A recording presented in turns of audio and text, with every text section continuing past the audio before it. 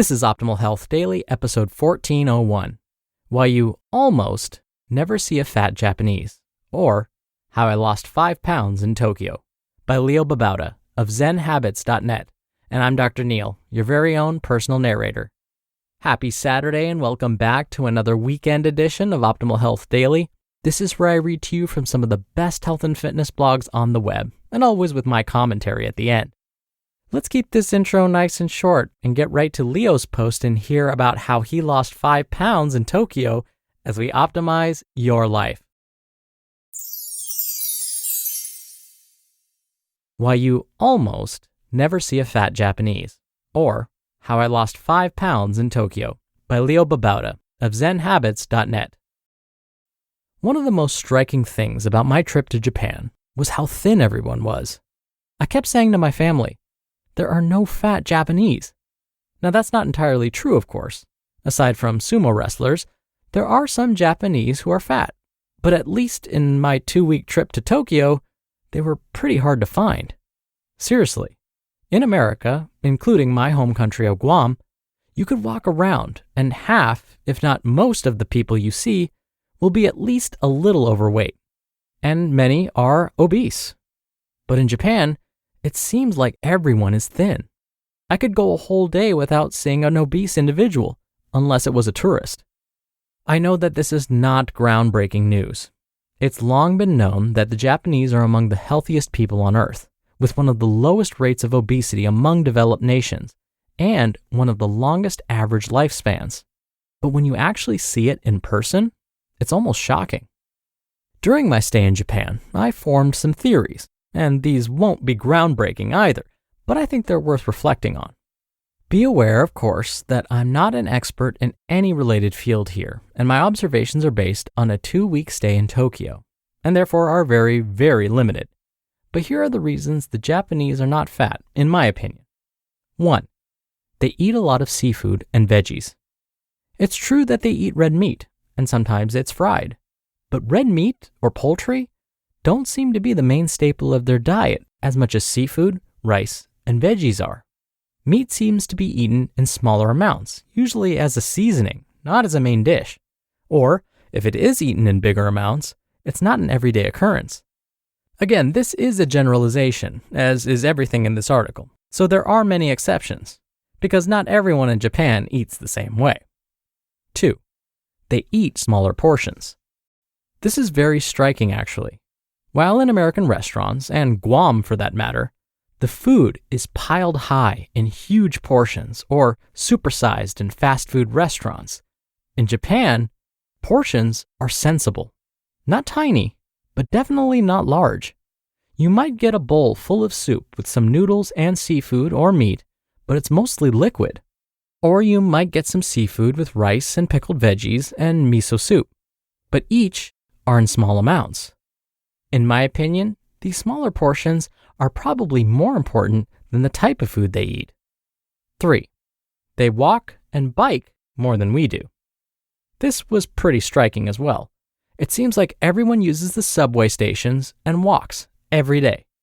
Their kids walk a good part of the way to school instead of being dropped off by their parents, and a lot of people ride bicycles everywhere. Usually not the kind you ride for exercising or training for races, but your everyday riding around the city type of bicycles with baskets for a bag or two of groceries. This is all in contrast to us Americans who use cars to get everywhere, even to the corner store. Again, this is a generalization, and of course, you, my lovely listeners, are exceptions.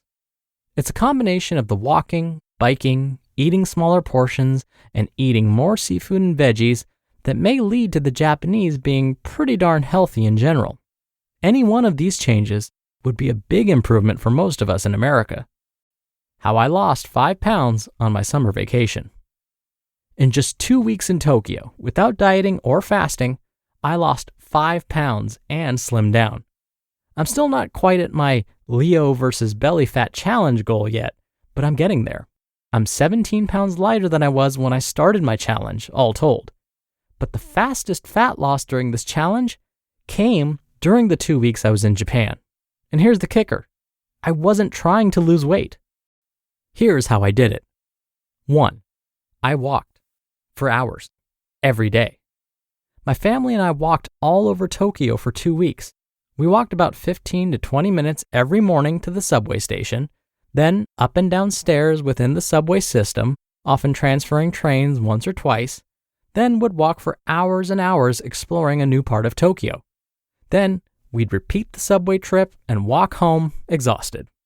Sometimes we'd walk for 10 to 12 hours in a day. Of course, we rested in between walking, stopping to enjoy a park or have a meal or a snack or browse through a bookstore, but most of the time we were walking great distances, often hauling a 3-year-old toddler, a stroller, or a bag or two, up and down, lots of stairs and lots of hills. It was an amazing amount of exercise, and by the end of the 2 weeks, my family and I were in great walking shape. 2. I ate moderate amounts. I didn't stick to a meal plan or fast as I did early on in my belly fat challenge. I think both methods were great, but I decided to take a break from those methods during my vacation, and I didn't worry about what or when I ate. My only thing was to eat until I was just full, never stuff myself. I had desserts, I ate French fries once in a while, and I ate white rice, which is unusual for me because I usually stick to brown rice. I still ate fairly healthfully most of the time, as I enjoy fruits and veggies a lot, and fried foods kind of make me queasy, but I didn't watch what I ate. I just ate moderate amounts. These are really just my 2 simple fitness rules, but the Tokyo tourist version of them, and they worked. I didn't have to worry as much about what I ate because I burned a ton of calories each day. I hope to continue the walking now that I'm back on Guam. As I've written about before, I've been walking more now that I've moved to a more central location here on Guam. I can walk to meetings, to restaurants, to see my sister, to the beach, or the playground. Now, I'm going to step that up a little. There's no way I can walk the ridiculous amounts I walked in Japan. I have a life, after all. But I hope to walk just about every day, and not just for exercise. It's important to walk with a purpose. While many of us will go walking for 30 to 45 minutes for exercise, I found that it's better to walk somewhere, to do something. For example, when we walked all day around Tokyo Disneyland, which is obligatory if you have as many kids as I do, we didn't think about walking. We were just trying to get to the rides. And it was a fun and tiring day. On Guam, I hope to walk to places to do my work, walk with my kids to beaches and parks, go on hikes, walk on dates with my wife to restaurants and movies, walk to go on errands, and so on. I encourage everyone to consider doing the same. You'll be amazed at how great it feels. You just listened to the post titled, Why You Almost Never See a Fat Japanese, or How I Lost 5 Pounds in Tokyo by Babauta of ZenHabits.net. You're the hiring expert for your company, and what you really need is help making your short list of quality candidates. You need a hiring partner who helps make your life easier. You need Indeed. Indeed is the job site that makes hiring as easy as 1, 2, 3. Post, screen, and interview all on Indeed. Get your quality shortlist of candidates whose resumes on Indeed match your job description faster. Only pay for the candidates that meet must-have qualifications, and schedule and complete video interviews in your Indeed dashboard. And I can tell you from my own personal experience, whenever my students are looking for a job after they graduate, I always tell them to start their search at Indeed.com. Get started right now with a free $75 sponsored job credit to upgrade your job post at Indeed.com/health. Get a $75 credit at Indeed.com/health. Indeed.com/health. Offer valid through June 30th. Terms and conditions apply. Dr. Neil here for my commentary. Now, what Leo witnessed on his trip to Japan is actually backed by science. There are many published studies that have shown that certain populations in Japan are healthier than most of us in the US, and frankly, healthier than most around the world. In fact, Okinawa, Japan has quite a few centenarians, meaning those that have lived to at least 100 years of age. They have more centenarians than most other countries in the world. Now you might be thinking, well, then how do you know it's not just genetics? Maybe Okinawans have healthier genes than we do, and that's why they live longer. Well, I would agree that genetics absolutely play a role in determining how long we live.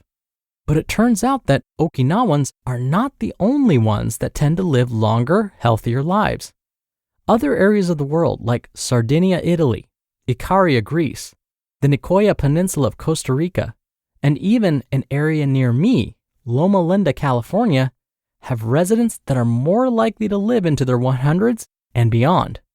So, what's so special about these areas of the world? Well, actually, in today's article, Leo cracked the code. Much of it relates to the residents' diet and activity levels.